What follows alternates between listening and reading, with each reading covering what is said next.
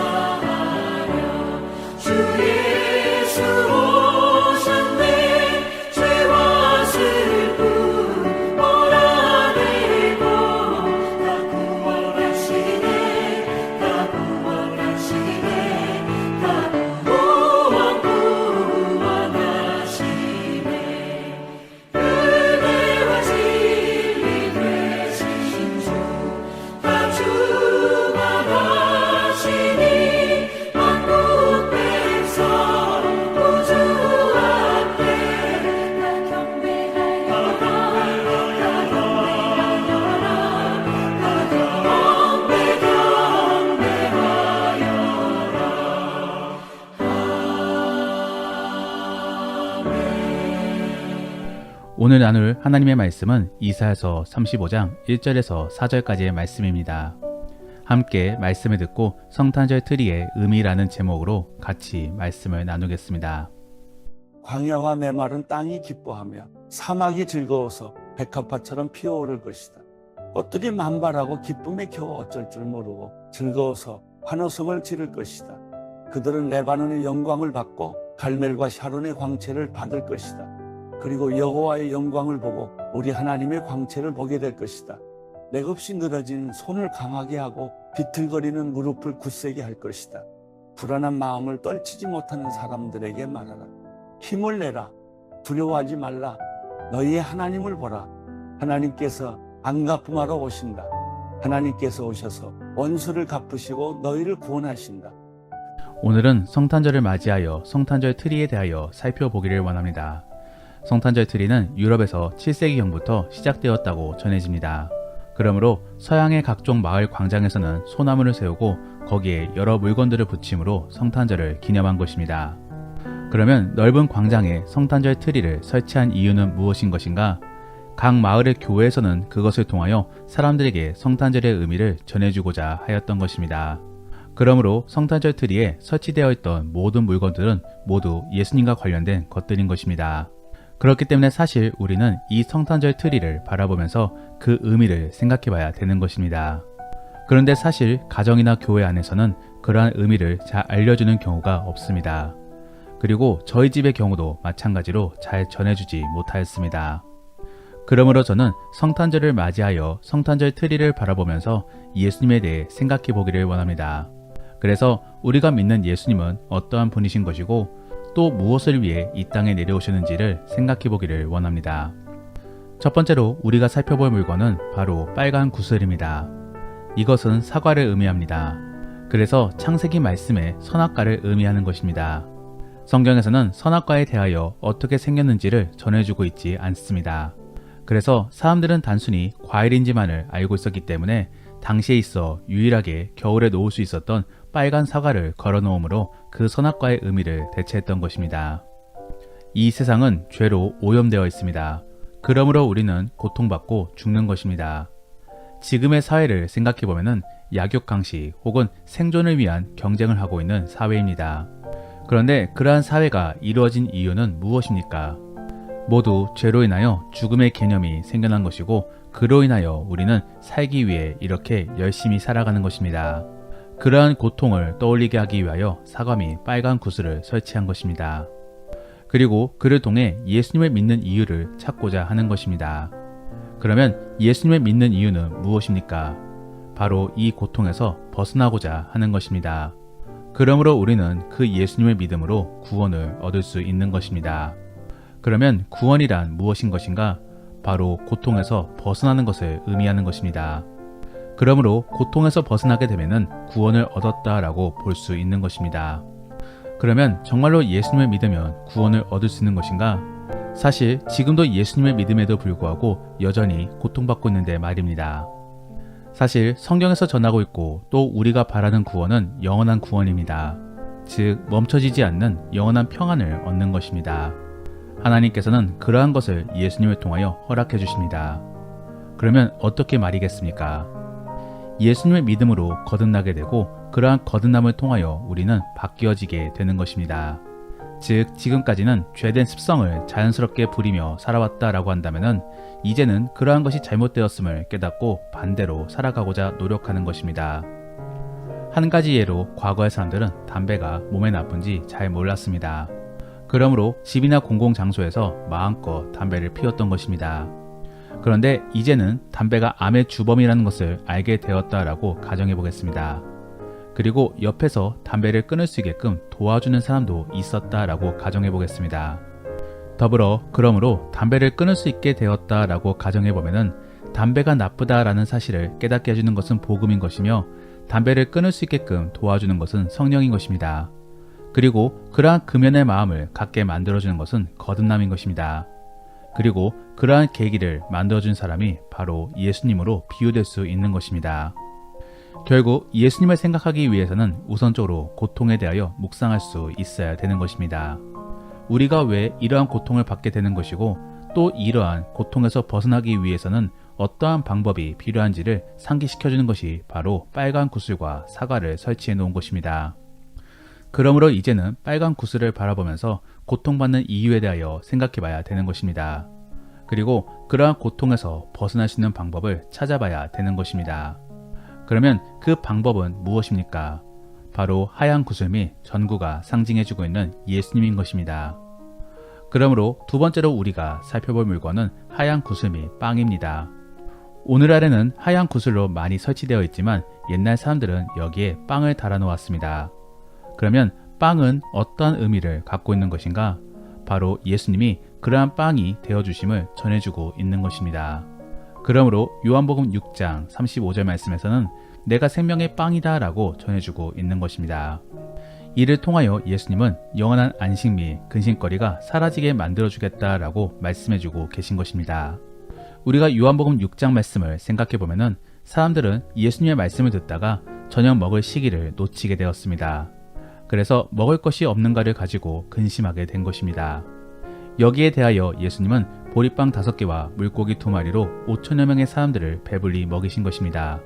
그러고도 12바구니가 남게 된 것이지요. 이러한 사건을 통하여 예수님께서는 자신이 우리들에게 영원한 안식을 가져다 줄 것이라고 말씀해주고 계신 것입니다. 그러면 어떻게 예수님은 우리에게 안식을 가져다 줄 수 있는 것입니까? 바로 약속을 통하여 우리에게 기대감을 주는 것입니다. 하나님께서는 반드시 약속을 지켜주십니다. 그러므로 예수님을 이 땅에 보내주셨고 성령님을 우리에게 임하게 도와주신 것입니다. 더불어 지금도 여전히 주의 약속이 이루어지는 것을 볼 수 있게끔 만들어주고 계십니다. 우리는 이러한 사실들을 경험함으로 이제는 다음 약속에 대하여 기대하게 되는 것입니다. 그러면 다음 약속은 무엇입니까? 바로 영원한 구원인 것입니다. 그러므로 마태복음 11장 28절 말씀에서는 수고하고 무거운 짐진 자들아 다 내게로 오라 내가 너희를 쉬게 하리라 라고 전해주고 있는 것입니다. 우리는 이러한 사실들을 이전에 이미 이루어진 사실들을 통하여 믿게 되는 것입니다. 그러므로 지금은 비록 조금은 힘들고 어렵다라고 할지라도 주를 믿으며 인내할 수 있는 것입니다. 과거의 사람들도 그러한 사실을 믿고 기대함으로 성탄절 트리에 빵을 설치한 것입니다. 이제 우리는 하얀 구슬을 바라보며 빵을 떠올려야 되는 것입니다. 그리고 그러한 빵을 생각해보면서 예수님이 우리에게 구원을 베풀어 주시고 평안을 안겨다 주실 것을 믿어야 되는 것입니다. 그를 통하여 이제는 인내하고 기대해야 되는 것입니다. 정말로 그러한 기대의 긍정이 우리 안에 임할 수 있기를 원합니다. 세 번째로 우리가 살펴볼 물건은 전구미 촛불입니다. 이를 통하여 예수님이 세상의 빛이 되어주심을 전해주고 있는 것입니다. 요한복음 12장 46절 말씀에서는 나는 빛으로 이 세상에 왔다. 나를 믿는 자는 누구든지 어두움 속에 머무르지 않을 것이다 라고 전해주고 계십니다. 즉 어두움 속에서 낭만 및 두려움에 살지 않게끔 꺼내줄 것이라고 말씀해주고 있는 것입니다. 이러한 말씀을 전해주고 있는 계기는 9장 말씀에 맹인을 고쳐준 사건 때문입니다. 그 안에서 앞을 못 보는 자를 고쳐주심으로 예수님이 어떠한 분이신지를 소개해주고 있는 것입니다. 그러면 예수님은 어떠한 분이십니까? 우리를 선한 길로 인도해 주심과 함께 우리의 미래를 선한 곳으로 확정시켜 주시는 분이십니다.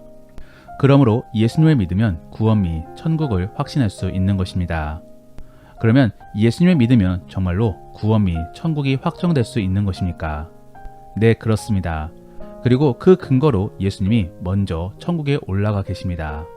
그러므로 하나님 우편에 앉아 우리를 위하여 기도해주고 계신 것입니다. 우리는 이러한 사실들을 믿음으로 구원에 대하여 안심할 수 있어야 되는 것입니다. 더불어 맹인을 고쳐준 사건은 구약의 말씀을 이루어준과 동시에 전능하신 능력을 보여주는 사건입니다. 구약의 말씀들을 읽어보면 예수님이 오시면 그가 맹인을 고쳐줄 것이라고 말씀해주고 있습니다. 그리고 그 말씀이 비로소 이루어진 것입니다. 그러면 하필이면 왜 시각장애인을 고쳐주는 사건인 것입니까? 사람을 살리고 더 큰 질병을 고쳐주는 것은 안 되는 것입니까? 당시에 있어 눈 질병은 다른 무엇보다도 큰 질병이었습니다. 즉 암이나 다른 내부의 질병의 경우는 그냥 죽을 때가 다 되어서 죽는다라고 생각하였습니다. 큰 병이라고 생각했던 것이 아닌 것이지요. 하지만 눈의 경우는 큰 질병으로 치부하였습니다. 그러므로 구약의 말씀에서는 맹인을 고쳐줬다라는 말씀이 없는 것입니다. 그러므로 이스라엘 사람들은 시각장애인을 고쳐줄 사람을 기다렸던 것입니다. 왜냐하면 그가 바로 메시아이시며 자신들을 구원해줄 사람이기 때문입니다. 예수님께서는 그 말씀을 이루어 주심으로 자신이 메시아이심을 증명해 보이셨습니다. 그리고 하나님의 약속이 정말로 이루어지는 것을 보여주셨습니다. 그러므로 우리는 그러한 예수님을 바라보며 우리의 구원도 분명히 이루어 주실 것이라고 봐야 되는 것입니다. 우리의 삶을 돌이켜보면 앞이 캄캄합니다. 미래도 밝지 않고 경제나 외부적인 상황도 만만치 않습니다. 만일 우리의 미래가 어느 정도만 보장만 된다라고 한다면 우리는 그렇게 낙심하지 않을 것입니다. 그저 내 안에서 최선만을 다하며 기다리면 되는 것입니다. 하지만 그러한 보장된 미래는 없어 보입니다. 그러므로 우리는 두려워 떨면서 다른 사람이라도 짓밟고 올라가려고 하는 것입니다. 그러한 부분들이 바로 죄로 오염된 오늘날의 모습인 것입니다. 그런데 그러한 상황 속에 예수님께서는 빛이 되어주심으로 우리에게 미래를 밝혀주신다라고 전해주고 계신 것입니다. 그리고 실제로 부활을 통하여 왕이 되시고 승천을 통하여 그러한 사실을 만방에 공표하셨습니다. 이제 우리는 그러한 사실을 믿으며 구원을 확신해야 되는 것입니다. 예수를 믿는 자들은 구원을 얻어 선한 미래로 나아가게 될 것이고 최종적으로는 천국에 가게 되는 것입니다. 이제는 그러한 사실을 믿음으로 다른 무엇보다도 예수님을 의지하려고 노력하시기를 바랍니다. 마지막으로 우리가 살펴볼 물건은 소나무 및 장미꽃입니다. 과거의 유럽 사람들은 성탄절 트리를 소나무로 사용하였으며 특별히 장미과의 꽃을 꺾어 장식하였습니다. 그러면 소나무와 장미의 상징은 무엇인 것인가? 바로 새 생명 및 고난을 암시해주고 있는 것입니다. 오늘 본문의 1절 말씀에서는 광야와 메마른 땅에 이 세 줄기가 백합화처럼 필 것이라고 전해주고 있습니다. 그리고 그리함으로 우리는 기뻐해야 됨을 전해주고 있는 것입니다. 이 말씀은 이사야서 11장 1절 말씀과도 연결되어집니다. 그래서 예수님이 어려운 상황 속에서 희망을 안겨다 주실 것임을 말씀해주고 있는 것입니다. 더불어 소나무 가시와 장미의 가시는 그렇게 희망을 갖기 위해서는 우선적으로 고난을 받아야 됨을 전해주고 있는 것입니다. 그렇기 때문에 예수님께서는 대신해서 고난을 당해주신 것입니다. 예수님은 우리의 죄 때문에 우리를 위하여 이 땅에 내려오셨고 우리에게 희망과 소망의 소식을 전해주셨습니다. 그리고 이제는 정말로 그러한 사실을 이루어 나가게 하기 위하여 스스로 십자가의 길로 나아가신 것입니다. 결국 죄를 짓게 되면 누군가가 책임을 져야 되는 것입니다. 그리고 그 책임이 바로 죽음입니다. 그런데 그 죽음을 예수님이 고스란히 당하신 것입니다. 그러므로 우리는 이제 그러한 책임에서 벗어날 수 있게 된 것입니다. 다만 그러한 책임을 담당해 주신 예수님을 기억하며 그 은혜를 기념해야 되는 것입니다. 그러한 것이 바로 주일이며 절기인 것이고 성탄절 안에서도 간접적으로 깨달아야 되는 것입니다. 그러한 측면에서 우리는 성탄절 트리를 바라보면서 단순히 기뻐하기만 해서는 안 되는 것입니다. 성탄절 트리 안에는 현재 우리가 고통받는 이유와 함께 그럼에도 가질 수 있는 희망, 그리고 그러한 희망을 가질 수 있는 이유에 대하여 종합적으로 소개해주고 있습니다. 그러므로 우리는 그러한 트리를 바라보면서 단순히 기뻐하기만 해서는 안 되는 것입니다. 예수님을 떠올림으로 감사할 수 있어야 되는 것입니다. 이제는 광장 및 거리 앞에 있는 트리를 바라보면서 성탄의 의미를 잘 떠올려 볼 수 있기를 원합니다. 그래서 마냥 들뜨고 기쁘기만 한 것이 아니라 예수님의 은혜 및 고생하신 것에 대하여 묵상할 수 있기를 원합니다. 그러므로 이 성탄절이 정말로 뜻깊은 날이 될 수 있기를 원합니다. 말씀을 정리합니다. 오늘은 성탄절을 맞이해서 성탄절 트리를 살펴보며 예수님의 공로 및 은혜에 대하여 함께 살펴보았습니다. 첫 번째로 붉은 구슬은 사과 및 선악과를 의미합니다. 그러므로 우리가 왜 이 땅 안에서 고생하고 있고 고통받고 있는지를 전해주고 있는 것입니다. 결국 우리의 죄 때문입니다. 그러므로 우리는 그러한 사실을 기억하므로 이러한 문제를 해결해 줄 수 있는 분을 찾아야 되는 것입니다. 두 번째로 흰색 구슬은 빵과 생명의 빵이신 예수님을 상징합니다. 그러므로 우리는 이 흰 구슬을 바라보면서 우리에게 선한 것을 채워주실 예수님을 기대해야 되는 것입니다. 세 번째로 촛불 및 전구는 빛과 함께 세상에 비치신 예수님을 상징합니다. 이를 통하여 예수님이 어둠 속에 있는 우리를 구원해 주실 수 있음을 전해주고 있는 것입니다. 우리는 이러한 사실들을 잘 기억하므로 기대할 수 있어야 되는 것입니다. 지금은 비록 곧바로 문제가 해결되지 않는다라고 할지라도 해결해 주실 것을 믿으며 구원을 소망해야 되는 것입니다. 마지막으로 소나무 및 장미꽃의 경우는 생명과 함께 고난을 암시해주고 있습니다. 이 세상은 예수님으로 말미암아 새 생명이 태어나고 희망을 얻을 수 있는 것입니다. 다만 그러하기에 앞서 먼저는 책임이 고난을 당해야 되는 것입니다. 그런데 예수님께서 그러한 고난을 대신해서 당해주셨습니다. 그러므로 십자가를 지신 것입니다. 우리는 이러한 사실들을 잘 기억하므로 예수님께 감사해야 되는 것입니다. 그리고 그 주님으로 말미암아 우리 안에 거듭남이 발생하게 된 것이고 또 주변에도 새로이 거듭날 사람이 생겨날 수 있음을 인지해야 되는 것입니다. 그러므로 우리는 그 주님을 자랑해야 되는 것입니다. 결국 성탄절 트리는 성탄절 분위기를 뽐내기 위해서 있는 것이 아니라 예수님의 공로를 나타내기 위함으로 설치되어 있는 것입니다. 그러므로 우리는 그러한 사실을 분명하게 깨닫고 성탄절 트리를 바라볼 때마다 그러한 주의 공로를 떠올려 봐야 되는 것입니다. 정말로 그러한 지혜로운 그리스도인이 될 수 있기를 예수님의 이름으로 축복합니다. 그러면 성탄절 트리를 생각해 보면서 예수님에 대한 감사와 구원에 대한 소망을 잠시 올려볼 수 있기를 원합니다. 함께 기도하겠습니다.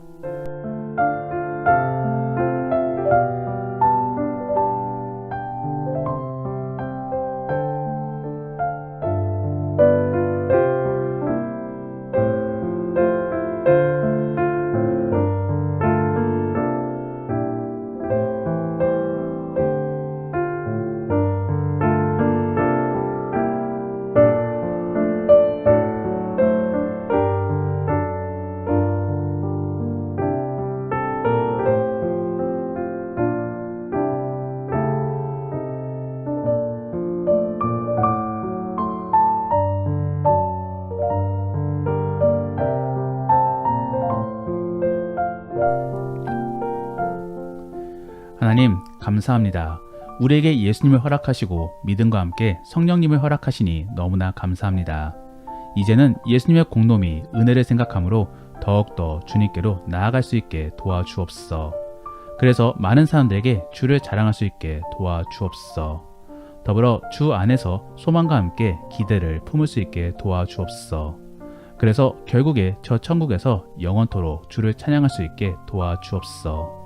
정말로 그러하기를 소망합니다. 우리에게 은혜를 주옵소서. 말씀을 바라보며 정말로 주 안에서 승리할 수 있게 도와주옵소서. 감사합니다, 주님. 예수님의 이름으로 기도드립니다. 아멘. 지금은 주 예수 그리스도의 놀라우신 은혜와 하나님의 선하신 사랑하심과 성령의 감화 감동 교통하신 은혜가 성탄절 트리를 바라보면서 예수님을 묵상하는 모든 사람들에게, 그리고 함께 교회를 세워나가는 가치 있는 성도들에게 이제는 함께하기를 예수님의 이름으로 축원하옵나이다. 아멘.